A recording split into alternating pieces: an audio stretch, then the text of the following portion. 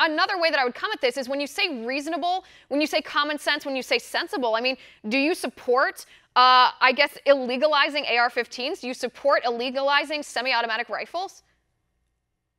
Well, let me ask you, when you say God-given rights, if somebody says this is really about militia, like, for example, the Stevens dissent in Heller, well, then I would point you back to, for example, the Federalist Papers, which clearly you would appreciate as bedrock ideas of what was the Founding Fathers thinking about. And Hamilton, and he wrote in 29, and Madison wrote in 46, that the militia, in fact, was the term. It was the argument. In the original notes to the Constitutional Convention that Madison wrote, there isn't a single discussion of a self-defense right.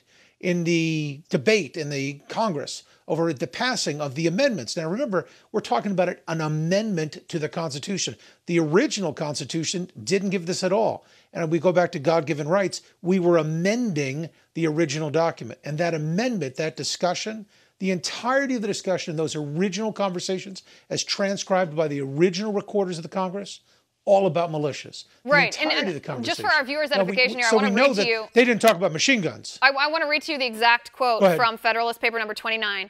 Alexander Hamilton writes, he says, if circumstances should at any time oblige the government to form an army of any magnitude, that army can never be formidable to the liberties of the people, while there is a large body of citizens, little if at all inferior to them in discipline and use of arms, who stand ready to defend their rights. It doesn't say a militia run by the state. It doesn't say militia run by the federal government. It says a large body of citizens here. And I think, and you know this, given how specific our founders were with their verbiage, if they meant a militia, they would have said a militia here. But I want to talk about one of your points. When you're talking about the amendments that we made. Your point is a good point.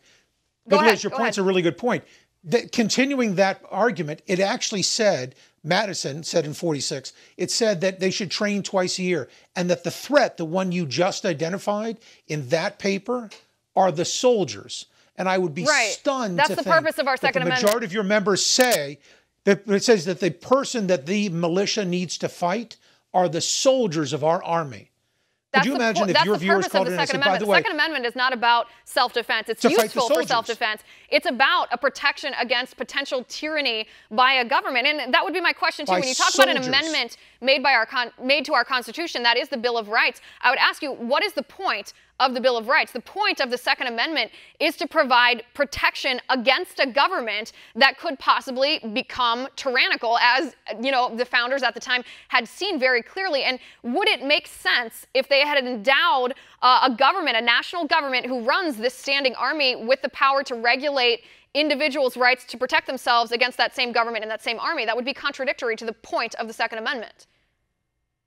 No, this very same thing is that the Third Amendment is about the quartering of troops. It was right up there, and both of which were secondary to the First Amendment. In fact, the 27th Amendment came even before those. That was about raising pay of congressmen while they're still in terms. That didn't get passed until 200 years later. But the bottom line is that every single amendment has reasonable restrictions on it. Sure. And you say, well, anything, a slippery slope is a mile. The fact is, even the First Amendment, the Second Amendment, there is no amendment that suffers no restrictions at all, except for the third. It's never been litigated. But the bottom line is, it's still there. There are sensible restrictions. Right, but a sensible restriction doesn't contradict the actual text of the amendment itself. When it says the rights of the people to keep and bear arms shall not be infringed, it doesn't say unless it's an assault rifle. The Fourth Amendment says exactly unless liberals are afraid of scary-looking rifles, unless we get to a point where people are so uneducated and so far removed from the threat of tyranny from the government that they've become numb to the idea and are willing to turn over their freedom for this imagined idea of security. It doesn't have any of those caveats.